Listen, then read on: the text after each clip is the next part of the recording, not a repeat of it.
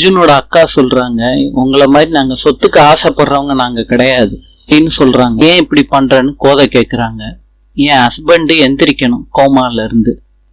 தமிழ் சொல்றாரு, நீ டாக்டருக்கு தானே படிச்சிருக்க, அவனுக்கு ட்ரீட்மெண்ட் பண்ணு, சொத்தை எழுதி கொடுத்தாதான் அவன் முழிப்பான்னா. இப்ப நான் பண்ணிக்கிட்டு இருக்கதும் ட்ரீட்மெண்ட் தான். அவங்க அப்பா சொத்து அவருக்கே வரணும்னு நினைக்கிறாரு, அதானே ட்ரீட்மெண்ட் அவருக்கு. தமிழ் சொல்றாரு, இந்த சொத்து நம்ம குடும்பத்தை விட்டு போக கூடாது, நான் உங்க குடும்பமே கிடையாது, நான் இந்த குடும்பத்து பொண்ணுன்னு ராகினி சொல்றாங்க. இந்த வீட்டுக்கு கிடைக்க வேண்டிய சொத்தை நான் எழுதி கொடுக்க போறேன், அதை கேட்க உங்களுக்கு உரிமையே இல்லை. தமிழ் வேலை பார்க்கலாட்டி நீ டாக்டராவே ஆயிருக்க முடியாது ராகினி. தமிழ் சொல்றாரு, அர்ஜுன் கண் விழிச்சு வந்தா நடந்தது என்னன்னு உனக்கே புரிஞ்சிடும் ராகினி, அது முடியும் கொஞ்சம் பொறுமையாரு. சொத்து மேல உங்களுக்கு எவ்வளவு ஆசை இருக்குன்னு இதுல இருந்தே தெரியுது.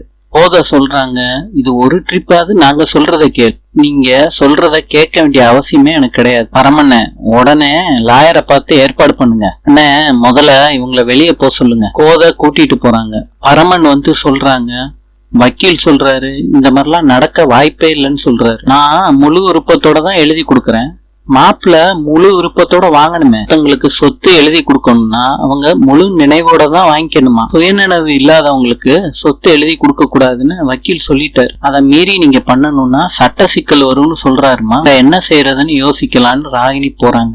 பரமன் அவங்க ஒய்ஃப் கிட்ட சொல்றாங்க, சொத்தெல்லாம் நம்ம பேருக்கு எழுதி வாங்குவோம், வந்துட்டாலே மாப்பிள்ள எந்திரிச்ச மாதிரி தானே அப்படின்னு சொல்றாங்க. நமச்சி எல்லாத்தையும் கேட்டுட்டு வந்து சொல்றாங்க அங்க நடந்ததெல்லாம். பரமன் துண்டை வச்சு அர்ஜுன் கழுத்தை நெரிக்கிறாரு. அர்ஜுன் இருமுறாரு. ராகினி சொல்றாங்க, கதவை மூடிட்டு என்னென்ன பண்றீங்க, மாப்பிள்ள கண்ணு முழிச்சிட்டாமா. அர்ஜுன் பக்கத்துல உட்கார்ந்துக்கிறாங்க. அர்ஜுனோட அக்கா சொல்றாங்க, தமிழ் உன்னை தள்ளி விட்டானாம்ல, அதனாலதானே கோமாவுக்கு போயிட்ட.